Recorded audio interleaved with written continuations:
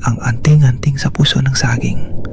Kwento ng lolo ni Tintatlagim, taong 1957. Malalim ang gabi sa isang bari sa lalawigan ng Quezon.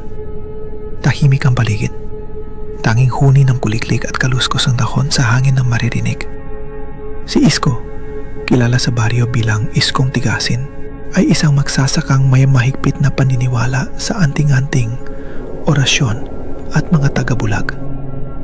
Hindi dahil gusto niya maging makapangyarihan, kundi dahil minsan na siyang muntik mamatay sa gubat at mula noon naniwala na siyang hindi lang tao ang kasama natin sa mundong ito.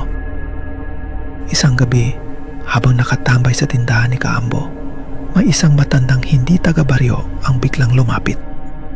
Gusto mo magkaroon ng lakas na hindi tinatabla ng bala? Napatingin si Isko. Sino ka ho? Hindi mo na kailangan malaman. Pero tandaan mo to, ang tunay na anting-anting, hindi mo mabibili. Makukuha mo lang sa puso ng saging. Sa utos na matanda, natuma si Isko sa tabing ilog kinagabihan. May isang pulo ng saging doon, patpatin at tila ba hindi namumanga. Tara gabing yon, lumitaw ang isang malaking pulang puso ng saging, bagong sibol. Ayon sa sabi-sabi, kailangan mo hintayin na may malaglag na butil mula sa puso nito. At kapag nahulog, kailangan mailunok mo agad dahil kung hindi, may iba nang kukuha. 3 oras siyang naghintay, tahimik, walang hangin, walang tao, hanggang sa bigla, plok, may nalaglag. Isang maliit na puting butil, bilog, tila may liwanag. Kumislap ito sa lupa. Agad niya itong sinapo at nilagay sa dila. Mainit, mapait, pero bago pa man niya malunok, nanginig ang lupa.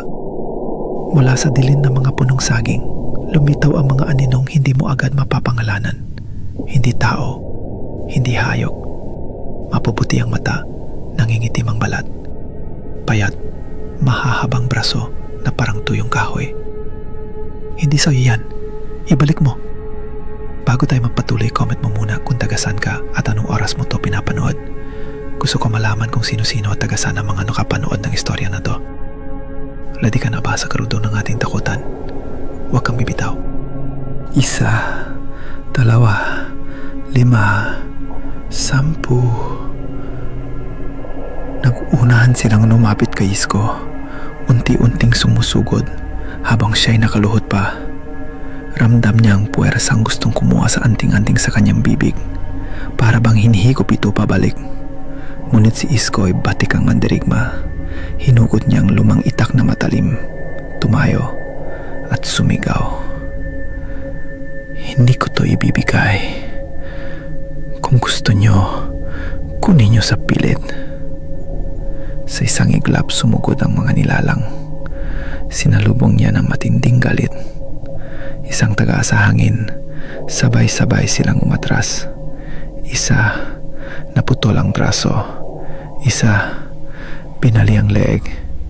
Hindi na niya inisip kung tao ba sila o engkanto. Basta't ramdam niya, hindi sila dapat manalo.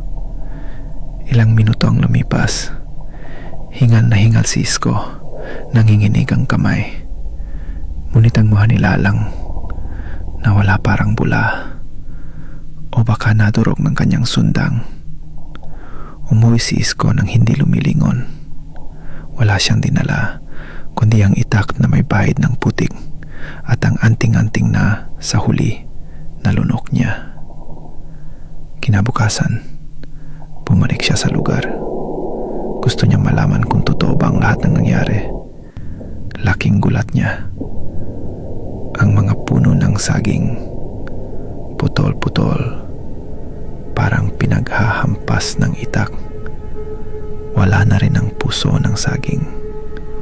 Ulit-ulit niyang tiningnan. Walang bakas ng dugo o katawan.